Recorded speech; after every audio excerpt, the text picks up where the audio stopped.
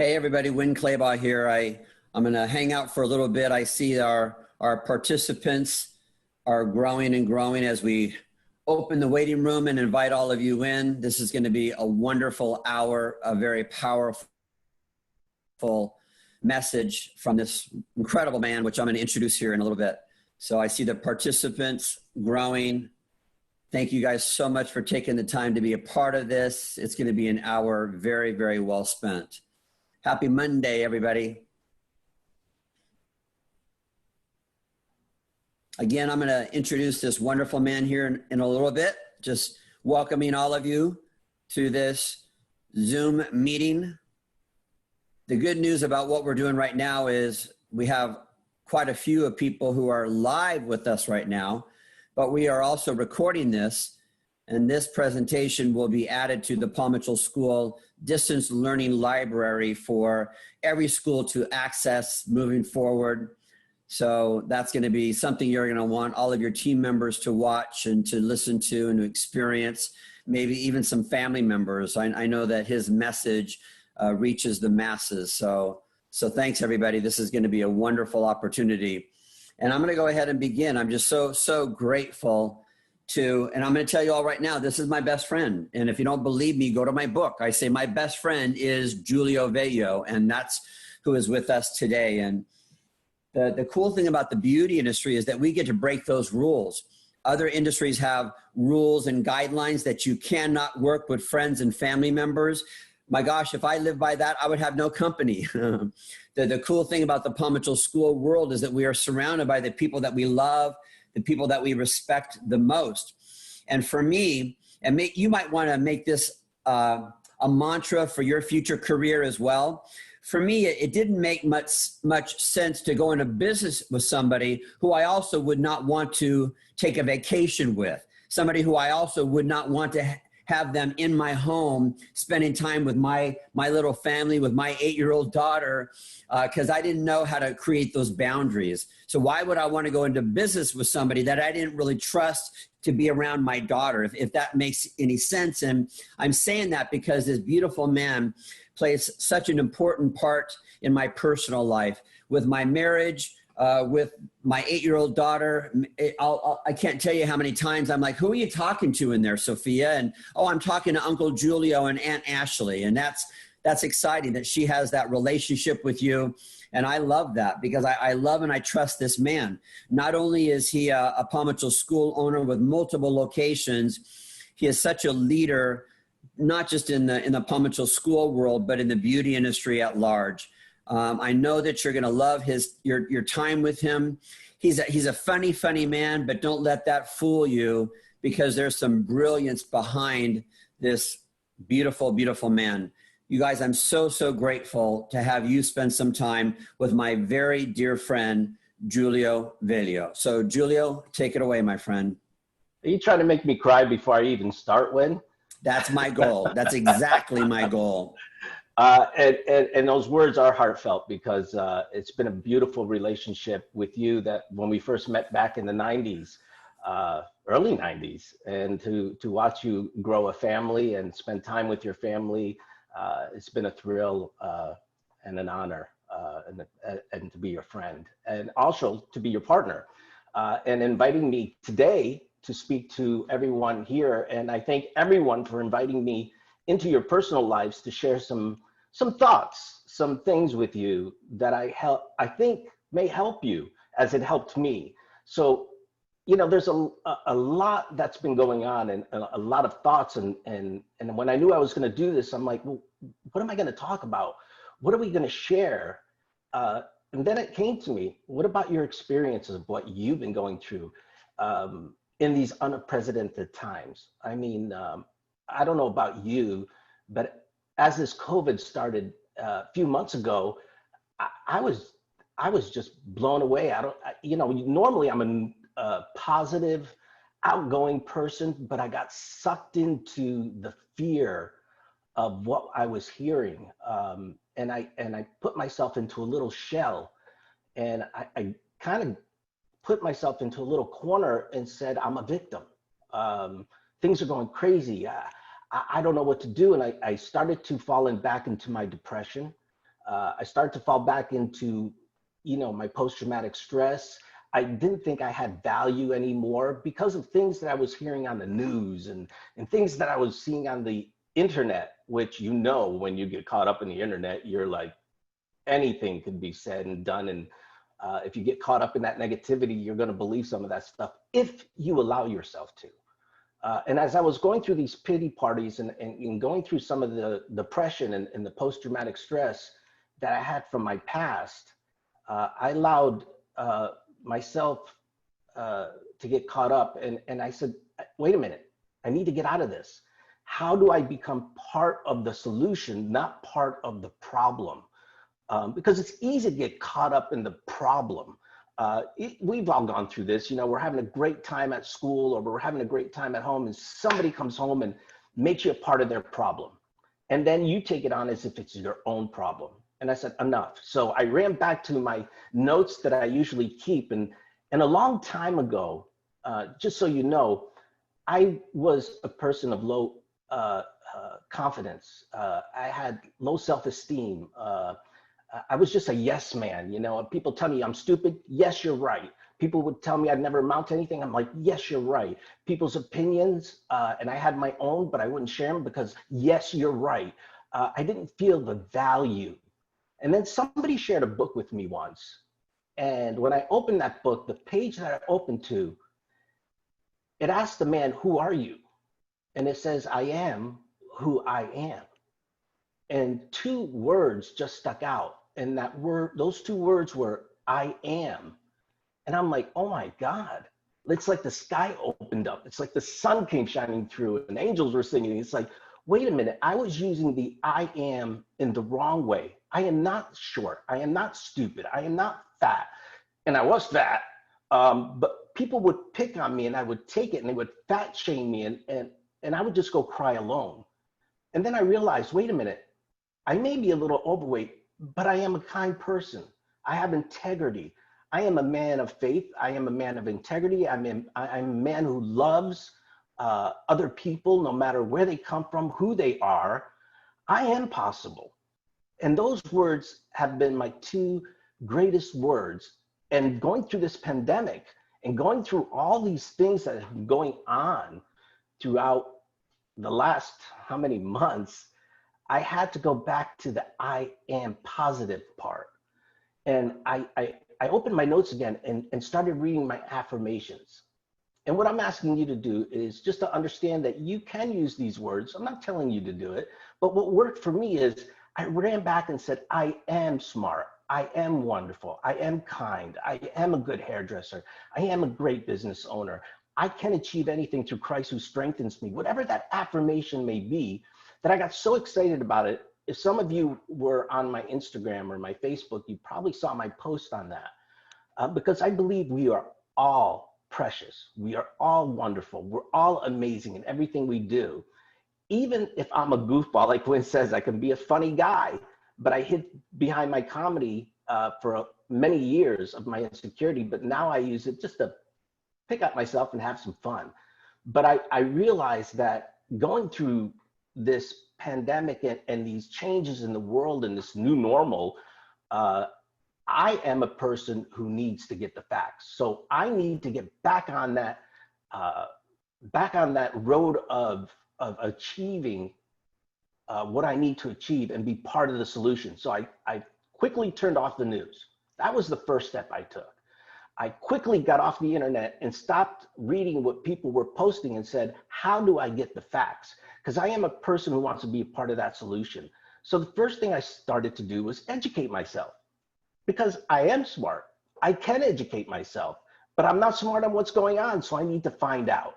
So I all of a sudden started to go back to my alumni classes. And when you focus on something, it appears before you. When you ask yourself the right questions, what do I need to do to be part of the solution? All of a sudden things appear before you that weren't there before. Because when you focused on why is everything going wrong, I was always attracted to the negative. But when I started asking, what do I need to focus on to be on the solution part of it and be the person that I am, things started to appear. All of a sudden a class came up and it was on crisis management. And I was like, that's what I need. So I took that class. That class helped me understand a lot of things. It wasn't the end all. It wasn't telling me how to live my life, but it educated me on what I needed to know about how to handle these crises as they're going on. And then another class came up from the Johns Hopkins University that talked about how to be a contact tracer. Not that I want to be a contact tracer, but I want to learn more about the COVID and how to protect myself, my family, my friends. So I took that course, along with another course that popped up because I noticed mental health was going off the roof. People, including myself, we were falling into depression. We were hurting ourselves. We were blaming ourselves. So I took the class on mental health and got certified in that. And then the ball just started rolling from there, from first aid to CPR, anything I could do to help people and to be better knowledgeable about what is going on in the world. So those two words, I am, can create values for yourself. And if you ever take the time to just sit down and write the two words, I am. I don't care if you write, I am beautiful, because you know you are. I don't care if you write, I am sexy, because you know you are. Write, I am smart. I'm a great hairdresser. I'm a great student. I'm a great teacher. I'm a great mom. I'm a great dad. I am who I am. I am straight. I'm gay. I'm transgender. Believe in yourself. It doesn't matter. I'm white. I'm black. I'm Asian. It doesn't matter. At the end of the day, you're still precious. You're still priceless. And you're still wonderful. But you got to believe that. And you got to write down what you actually believe so it becomes your belief system. And your values will match your belief systems. See, when you have that embedded inside you and you really believe who you are and what you're capable of, then you will seek the knowledge to support that. And when you seek the knowledge and you get the better information, you'll be able to speak and talk about what it is that you believe in. See, years ago, people just used to mock me on when I used to have a belief or when I would say something, and I'd let it go. But that's not the case today because I have a voice, I have a mind, I have a personality, and I'm going to use it. Now, it may be right and may be wrong, but they're mine. Now, it's okay. Winn and I will have talks too sometimes, and I express my beliefs to him, and he expresses his to me. And you know what? I still respect him as a friend, as a brother, really. And I do this with multiple people who we understand each other and know that, listen, I respect your beliefs. You respect mine. And maybe by listening to you, I might have an opportunity to change some of my beliefs. Or maybe I'm just going to stick to it. But I am my own person, and you are your own person. You have the right to express your thoughts. You have the right to stand, to hear, to see, to speak up, but know what it is that you want. So by writing, I am a person of solutions, that's what you're going to look for. I am a great teacher. You're going to go out there and give it your best. I am a great parent. You're going to be that great parent. You are that great parent, even if sometimes your child doesn't think so, because they'll always tell you you're wrong, but you're trying your best to give your beliefs and your systems. I remember years ago when I was on medication, I got really heavy, and people would fat shame me, not knowing that I had an illness. And I remember going to a play. It was a Phantom of the Opera. And when I had that insecurity, the little short guy came out. Now, I'm not really short. I'm actually 6'5", but because I'm dyslexic, I'm 5'6". But anyway, here's the deal. The short guy comes out. He's got a big old belly, and he's singing his opera. And all of a sudden, my friends turned to me and said, "That's Julio. Look at the little fat guy. That's Julio." Ha! And that's all I could see is that big mouth laughing in my face and mocking me. I left heartbroken. I cried alone. But then I went back to my two words. Hey, wait a minute. That was a compliment. Because see, that little guy that was on the stage was getting paid for what he did. He had talent. He was a showman. He had belief in himself to stand in front of thousands of people and belt out that beautiful voice. So thank you for the compliment. See, it's all on how we see things. So sometimes when you think people are knocking you down, in reality, they might be complimenting you. It's how you see things. But once again, you have the right and the voice to stand up and say, I am not stupid like you call me. Uh, let's take hairdressing. My God, when I got into hairdressing, so many people told me I would never make it. I would never do it. I would never achieve anything in this industry. I probably won't even make it as a dishwasher. Boy, were they wrong, because I knew what I wanted and I believed in myself enough to go out and get it, to take the knowledge that these wonderful learning leaders have to give and soak it all in so that I can build my confidence. See, knowledge builds confidence, and you can stand like you're 6'5", even if you're 5'6". But the thing is, the more I got into it and the more I loved it, the more I understood that I am smart, that I can do things. See, people's opinion is not your opinion. Other people's dreams are not your dreams. So the words I am is something that is so precious to me, that it's something I wake up with every morning. Don't get me wrong, I have off days, but I have to switch to you know what? I am gonna have a great day. Not I'm gonna have a bad day because it's raining or it's pouring or the world seems to be going to blow up soon. No, I'm gonna enjoy this moment. And a lot of people are like, well, you know, Julio, it's hard because I want to lose weight. I want to be a good student. I want to, but I'm going to do that when I graduate from school. Watch, and Winn talks about this. Watch how great of a hairdresser I can be when I graduate. Watch how much weight I can lose January 1st. I'm going to start in January 1st. Well, a mentor of mine taught me a great, great example. He said, time. I'm going to talk about time. And he stuck his hand out, like I'm sticking mine out now. And I do this with future professionals as well. And I look at a future professional as I'm looking at you, and I would ask you to push my hand down 5 minutes ago. And they would want to push my hand down, but they're like, wait, I said, no, I said, push my hand down 5 minutes ago. And they're like, and they would look confused. And they're like, but I can't. I'm like, why? They're like, that's in the past.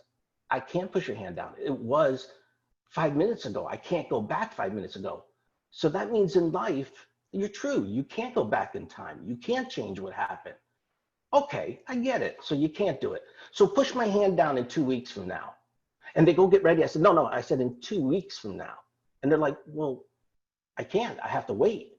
I said, oh, so what are you going to do in the meantime while you wait? I don't know. What are you going to sit around? You're going to just procrastinate? You're going to wait for that certain date? Let me give you a better example. Push my hand down now. And they would push it down real quick. So what time is it? I would say. And they say, now? I'm like, exactly. See, tomorrow is not promised to anyone. Matter of fact, tonight is not promised to me. But what is given to me right now is now. And I am sure that in the now, I'm going to give my best. I'm going to share my thoughts. I'm going to share my heart. I'm going to share my story. I'm going to be vulnerable because I don't want anyone to understand they are less than or they have to wait to be great. Because when does it start? What time is it? The time is now. Now. So when somebody says, what time is it? You say, it's now. Now is the time. Freaks people out because they have no idea what the heck you're talking about. But I loved that example.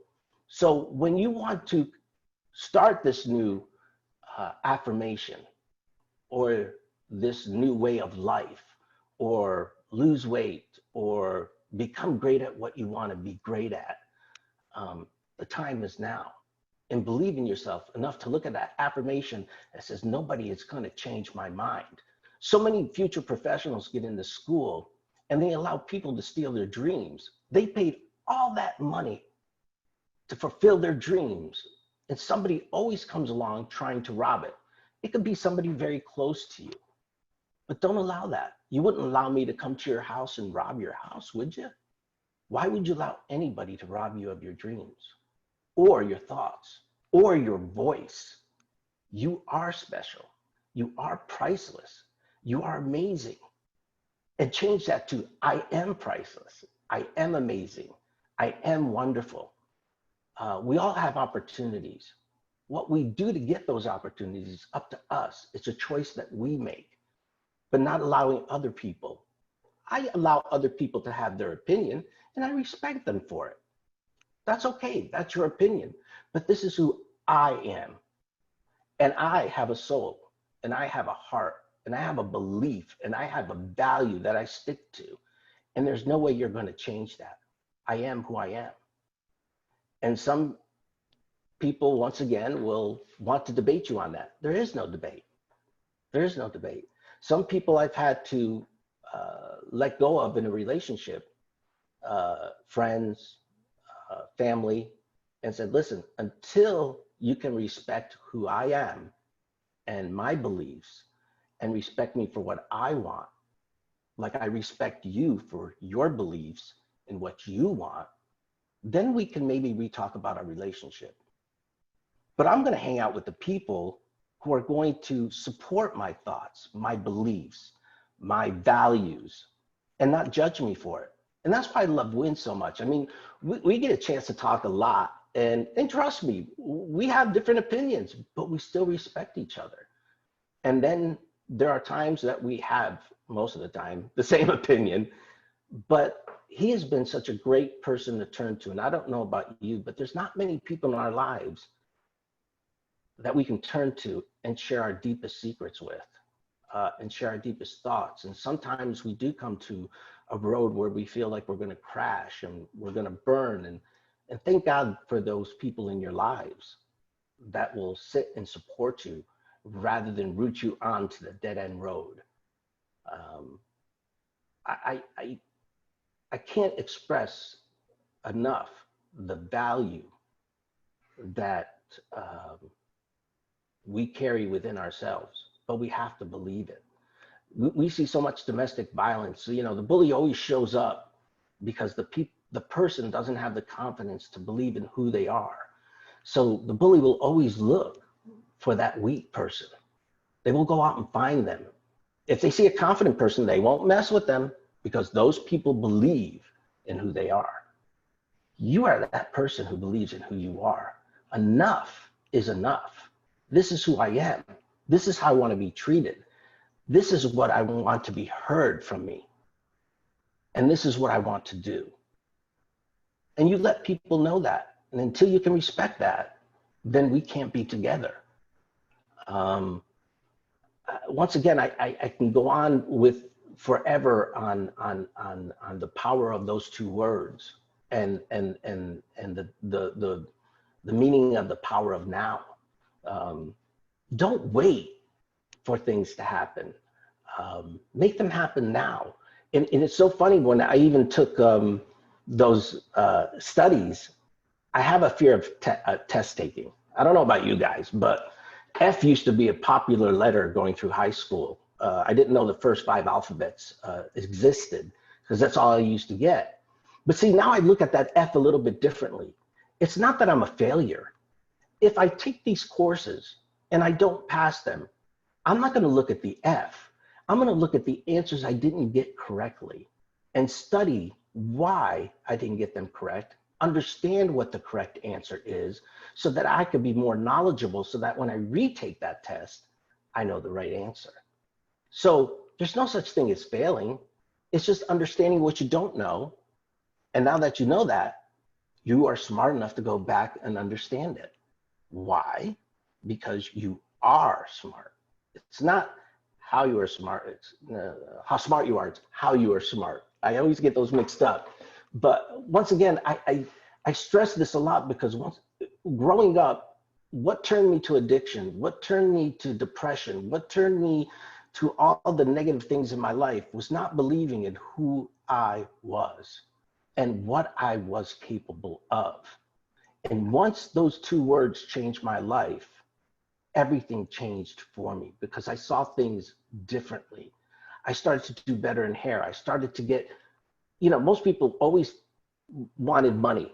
Well, how did I get that money? By believing that if I treated people the way I wanted to be treated and I treated them right, the money would be the applaud for the great job that I'd done.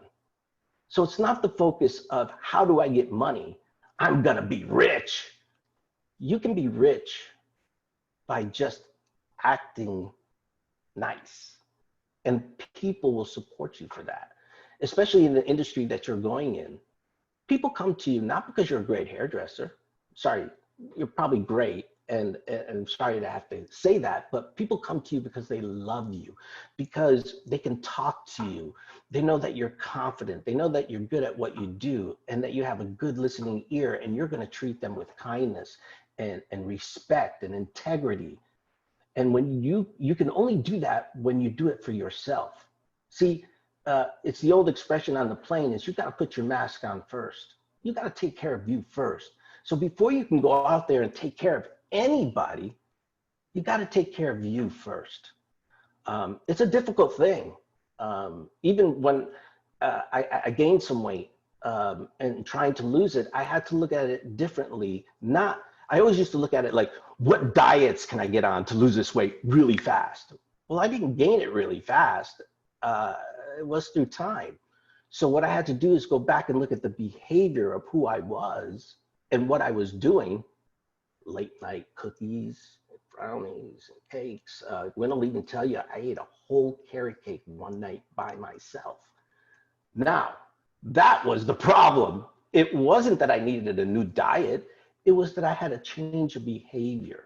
And once I changed the value of who I am, I'm a healthy man who is going to eat healthier, think healthier, live healthier. I started working out. I started making the right choices of what I eat, because you're asking yourself the right question and you're telling yourself the right things.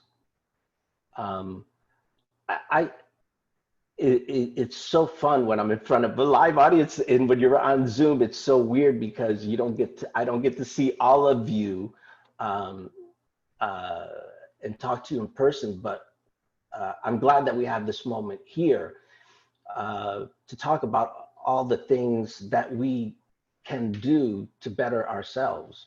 And in a little while from now, I know we're going to get into some questions and answers, and I hope that you have a lot of questions for me, because I can go on for days about where I started, where I came from. And to be honest with you, I came from a place of insecurity, and my mother made me go to beauty school.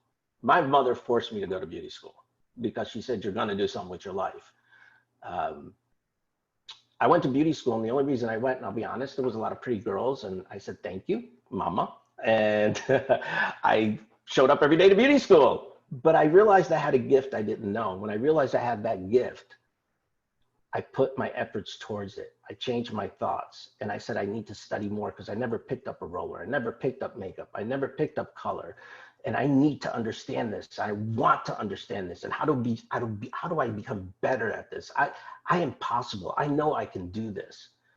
And I started to seek. When you have that core belief, you're going to seek that knowledge. And I would ask lots of questions.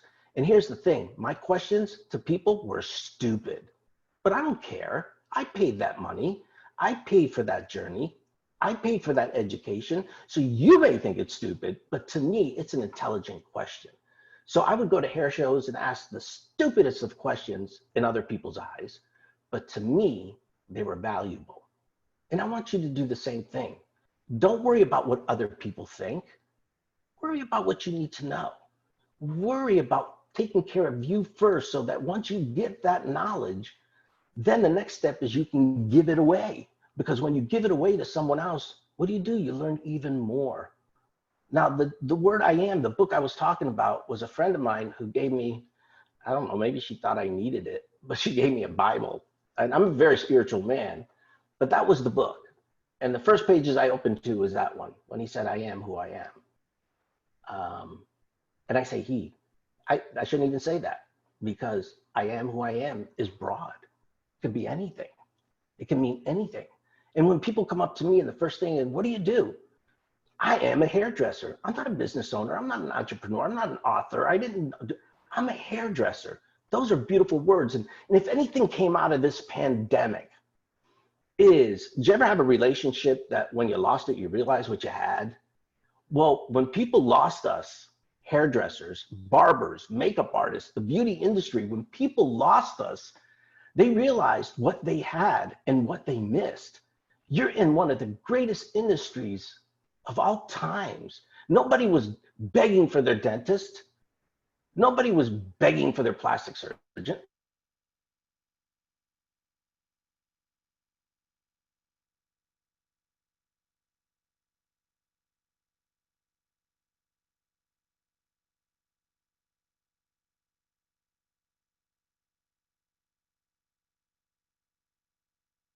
Barber, and they wouldn't let him.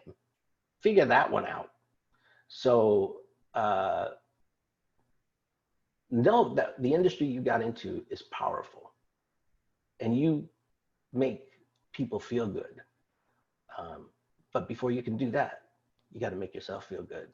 So I'm so happy that my mother forced me into something I didn't know I was good at. And that was my stepping stone that led me to so many beautiful things. And I'll be honest with you, Paul Mitchell was the company who believed in me more than I believed in myself, who had the teachers and the learning leaders and the mentors to put me and help me be where I am, because they were so positive. They had such a culture. They had such a family that kept building me up. And I've done things that I could never imagine I would do in my life. You could do the same. See, I didn't come from this silver spoon background. I came from another country where we were discriminated as well. I was called a guinea, a wop, a mafiosa, all this other, and to this day I still get called it, but let ignorance be ignorance. I know who I am. And by the way, I did my DNA test. I am not only 60% Italian, the 40% is half of it is Middle Eastern, African, and Island Pacifica. Is that what they say? Island Pacifica? Pacifica, whatever. But I'm one Island Pacifica. But, how cool is that? All my life. But you know what? That doesn't matter. I'm a person. I'm a human being. And I'm a good person. And I'm a great human being. And not trying to sound conceited, I'm trying to tell you that if you whisper these things to yourself and you put them on a piece of paper, because somebody said, isn't that being conceited? Yeah, if you walked around town and told people, I'm beautiful, I'm better than you, I'm gorgeous, I'm a better hairdresser than you, well, that's conceited, okay? But if you speak to yourself, what I'm saying is speak to yourself. Look at your affirmation. When it's that point where people are coming down on you, look at that and say, this is who I am. I'm wonderful. I'm a great hairdresser. I'm a great lover. I got a great butt. I don't care what you say. You know it and you believe it. That's the important thing. And then you walk tall. Walk tall because it's part of your core. It's part of your inner soul of who you are. And you go out there and show the world who you are. But most importantly, first show yourself. That's the important thing. And there are going to be people that are going to rip you down. The bigger, the more successful you become, the bigger your target becomes. And trust me, I still get to this day people who want to rip my dreams apart from me and tell me all about my failures of the past. Matter of fact, you can tell me all my failures of the past. That's okay. I wrote it in the book and I put it in there so that people didn't have to keep reminding me. And I put it in there to share with other people that that's who I was. That's not who I am now. And this is where I'm gonna be. But for now, this is who I am. And this is where I'm going. But see, I'm not there yet because I don't know what's gonna happen tomorrow, but I do know what's gonna happen now. I don't know how much time I've taken up so far, but like I said, I'm starting to get to that point where I just can't, I was listening to, and when you know this, I was listening to Michael Jackson's song, and his greatest word was, I'm talking to the man in the mirror. And this is when I was at a low point too. It says, I'm talking to the man in the mirror. If you want to make the world a better place, take a look at yourself. and make that change. See, nobody can change for you. You have to change you first. You have to build you up first. So I'm talking to the people in the Zoom room here that is on this Zoom seminar today. Take a look at yourself. Make that change. And if you're in a good spot, help other people get in a great spot. If you're in a bad spot, no, that's not the end game. That you can make that change and you can make it a better place. And it's not going to happen overnight. It's going to take some time. But I know one thing. You're all beautiful. You're all priceless. You're all wonderful. I am sure of that. So Winn, if you'd like it to open up to some question and answers, I would love to do that if you are still around.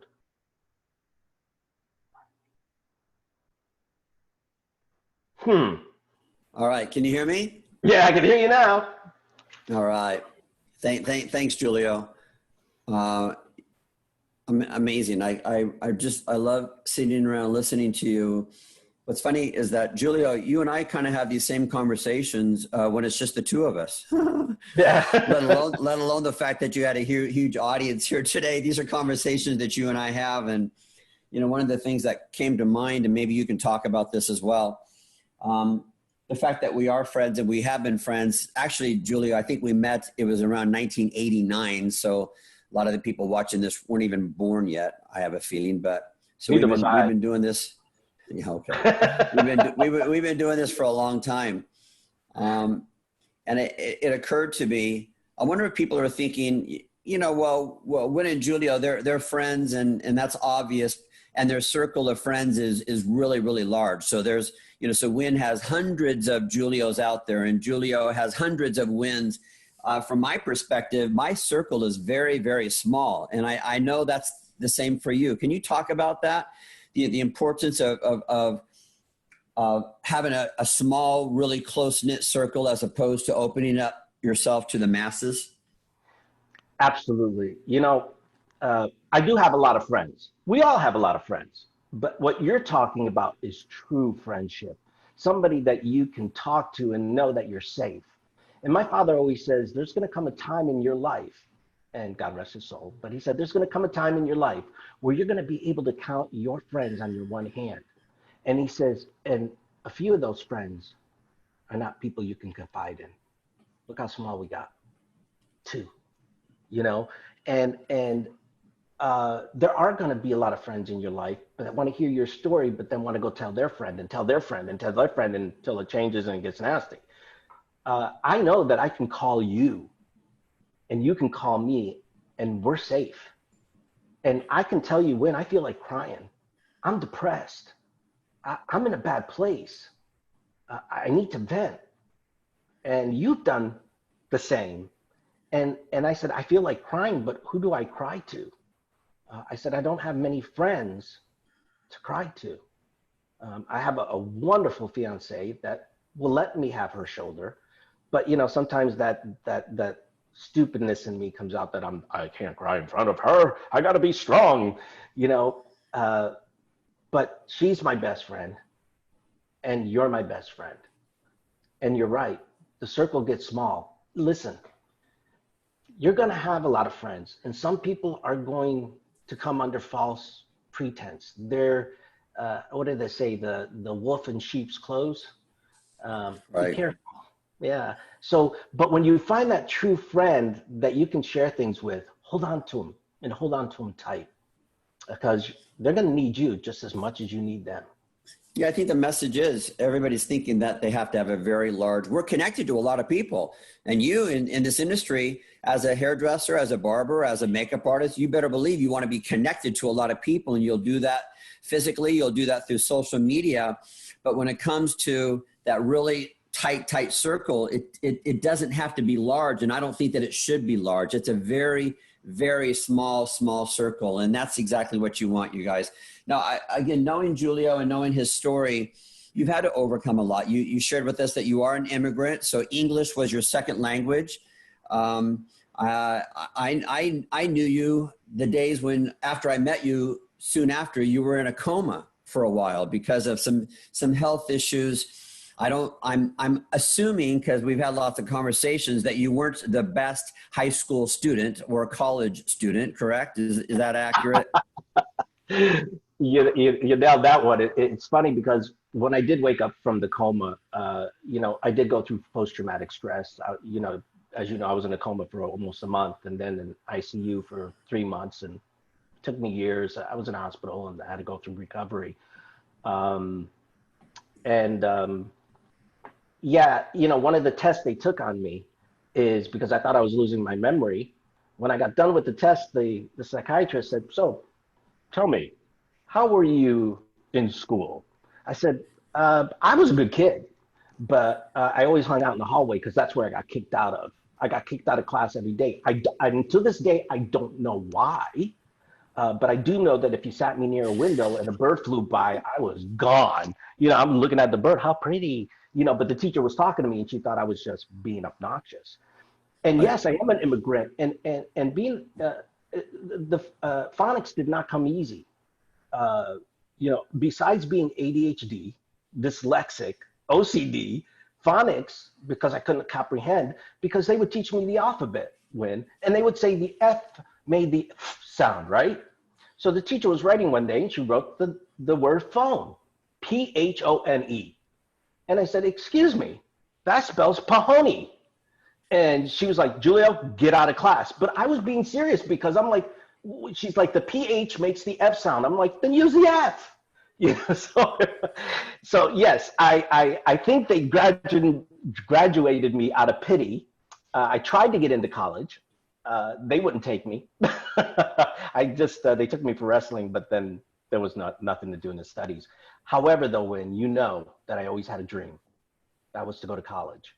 And I always used to kid around as a joke, telling people I was going to go to Harvard.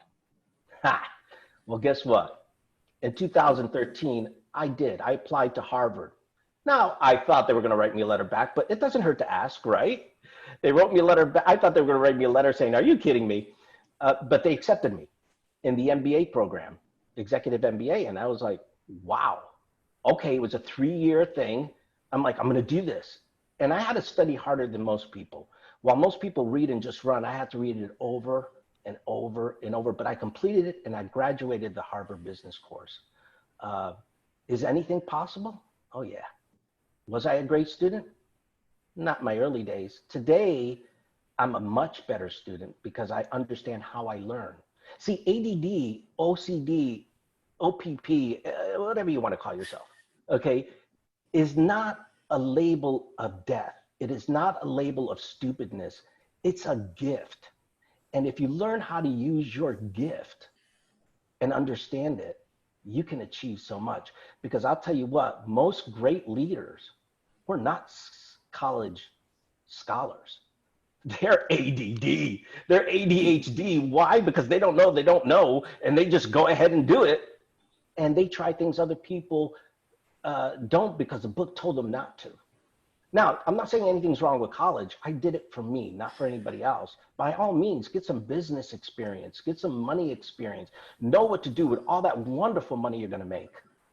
Now, I wish I learned that when I was younger. I think everybody loves that label. We put that label on us.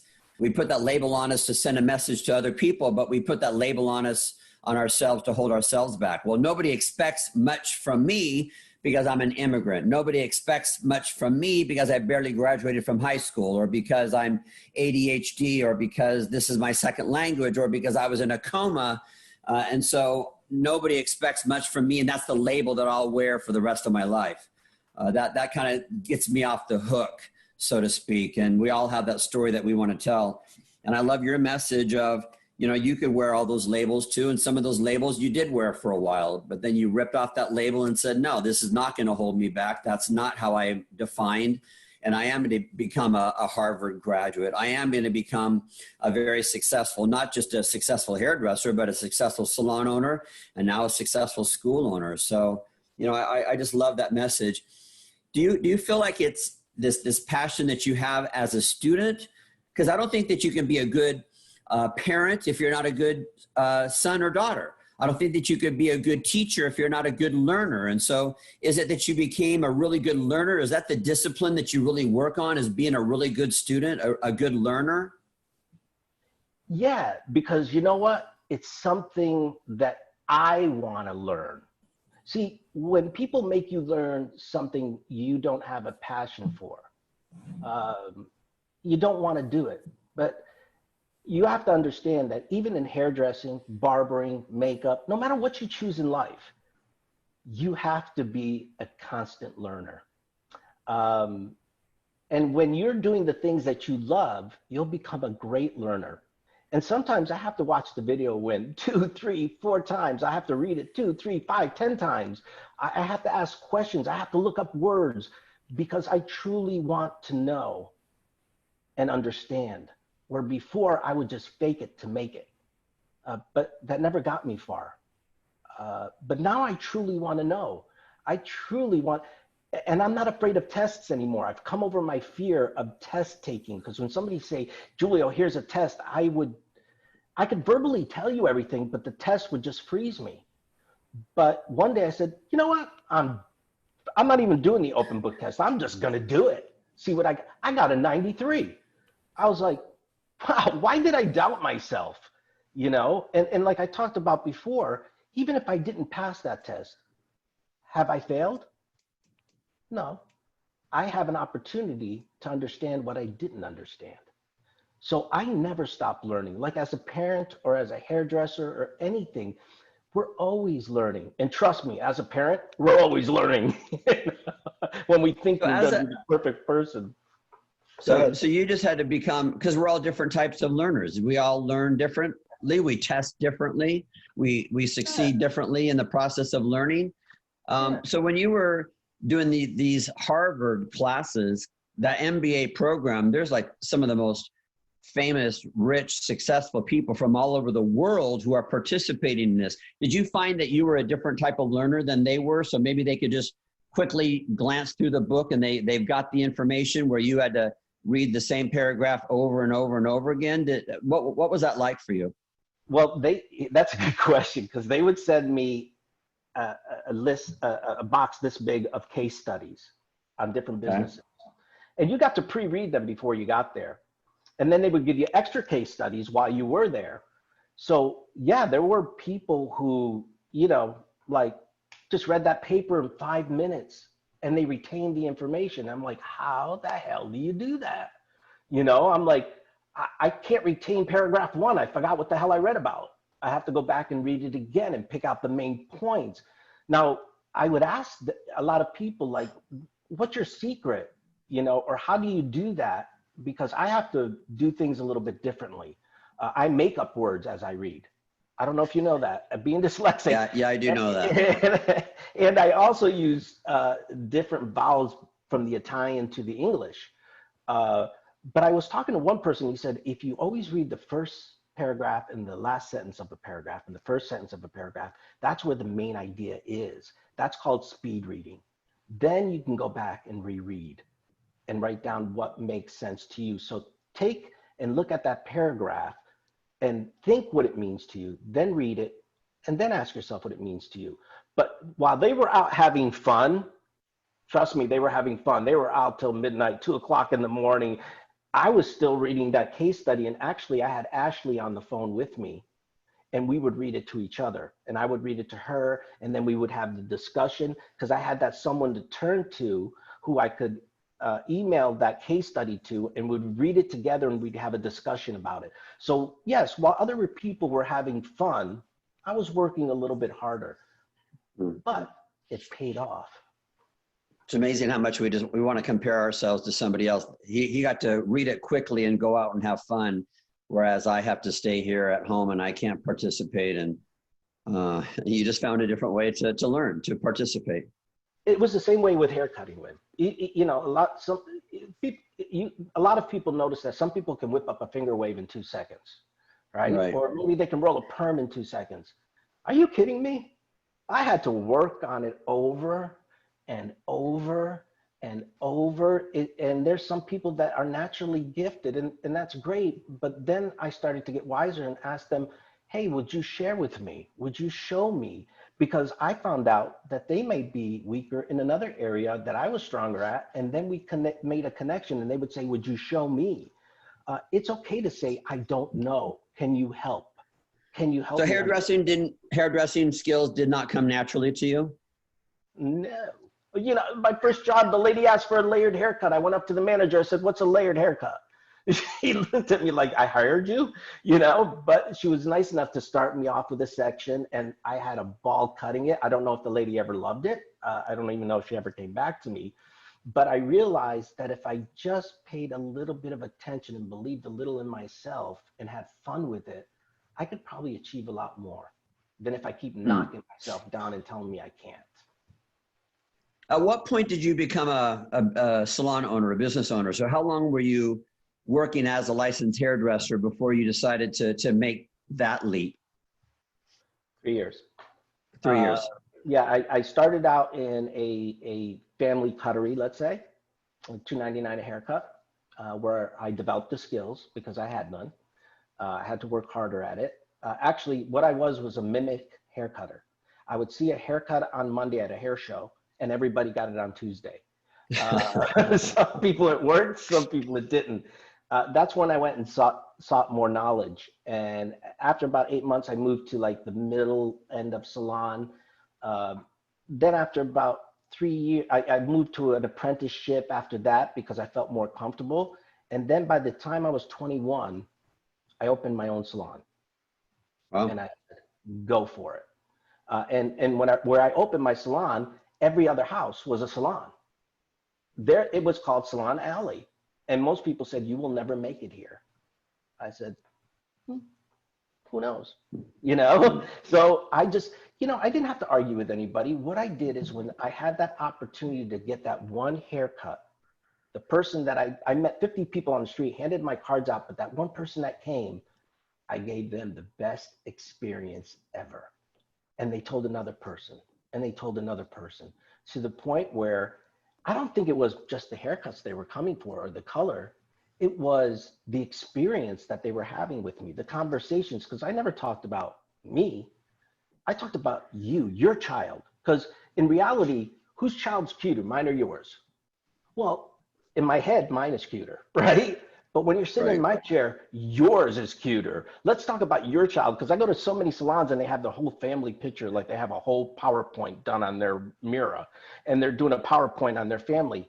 This is not about you. This is about your client. This is about your guest. This is about them. They want to talk about their grandchild. They want to talk about their child. They want to talk about their wedding. Let them go. Let's make it about them, and let's give them the experience that they need.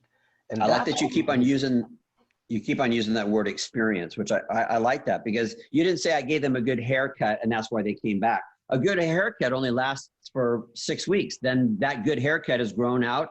They need to come back. Whereas an experience creates a memory, and that memory can last forever.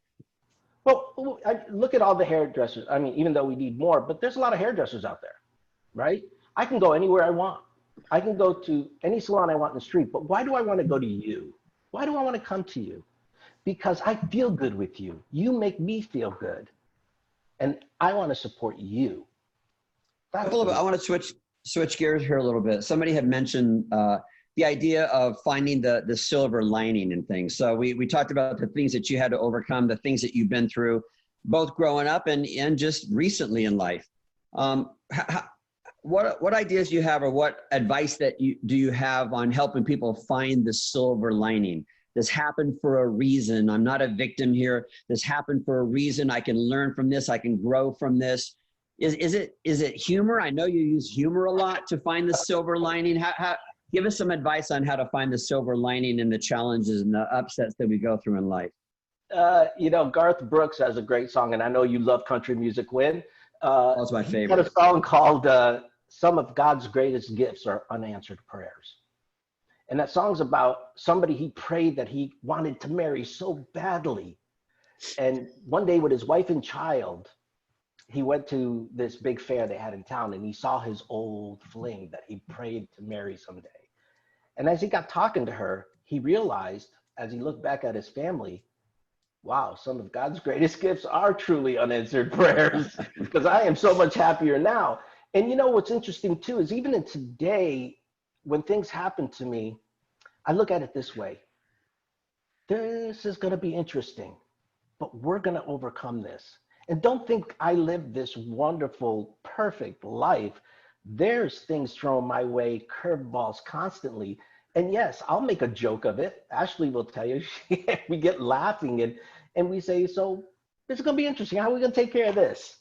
You know, because some things do happen for a reason. You know it, even when I was looking for that first school, how many buildings and doors were shut on my face? And you kept telling me, there's a reason. And then all of a sudden, that perfect place came about. And I was so happy that I didn't get those other places that I was looking at, because maybe that relationship didn't happen the way you wanted to. Maybe that job didn't happen. Maybe you got fired from that job. I've got fired from a few of them. But here's the thing. It was for a reason, because that reason had something waiting for me that was much better in the future. And sometimes, you know, I told you, I lost everything, sports cars, salon, when I got into my addiction, right? I lost everything. What a failure. No, there was something better for me. There was a lesson in all that I went through. And that lesson was what I don't want in life. A lesson that I can help other people understand them better, and that I had a better future ahead of me because of that lesson that I went through. So I see everything as an opportunity, not as a disaster. I think it's a mantra that we just have to keep on repeating to ourselves. This happens for a reason. This is happening for a reason. This is happening for me, not to me. And we just have to keep on reminding ourselves of that. Julia, we only have a couple of minutes left here.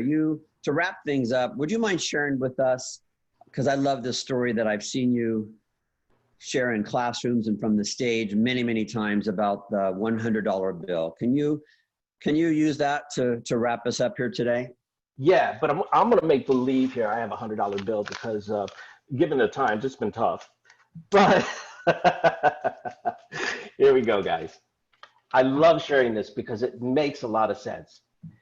And I usually would hold up a brand new, crisp $100 bill in front of a classroom or in front of a stage or an audience and say, who wants this $100 bill? And hands go flying in the air. Not everybody, because some people, you know, they're embarrassed, but everybody's hands go flying. I'm like, all right, too many of you. What if I roughed it up?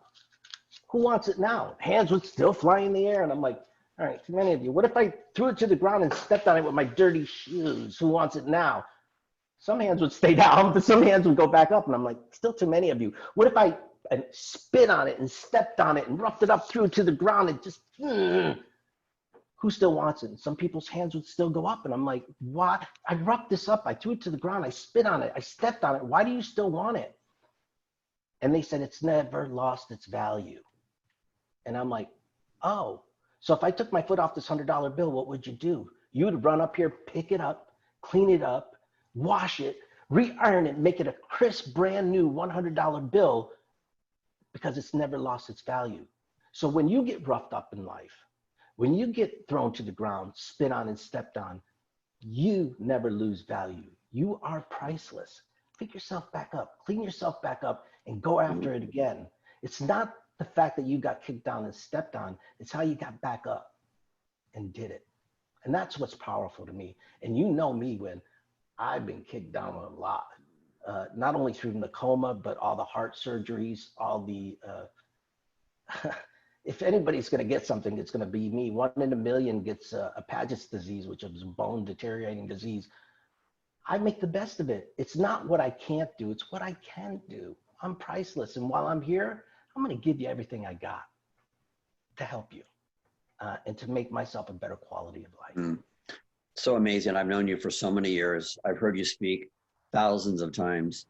I've heard that story, the $100 bill analogy over and over again. And yet, look at me, silly me, I still get emotional. You have to forgive me. I'm taking medication so I don't cry. Oh, you guys, it's Julio. This is you and I having a chat, which we do this all the time. I hope those of you who are watching this and listening to this, I hope that you have friends like this. I hope you have friends you're not calling each other to talk about the latest gossip or to talk about the latest celebrity and the latest reality show. You know, those aren't the conversations that we have. We never have those conversations, do we, Julio? No. These are the types of conversations that we have, truly. Yeah. Truly. And it has sustained our love for each other and our friendship, as well as created an opportunity to grow our Paul Mitchell schools and our financial situation and provide opportunities for our family and for many other people based on the foundation of this beautiful, beautiful relationship and friendship. And for that, Julio, I'm so grateful. So thanks everybody for your time today. Julio, thank you so much for your time. And you guys, we look forward to hearing from you. Whatever we can do to support you through all of this. We're not going anywhere. We love you all. Love you guys. Hmm.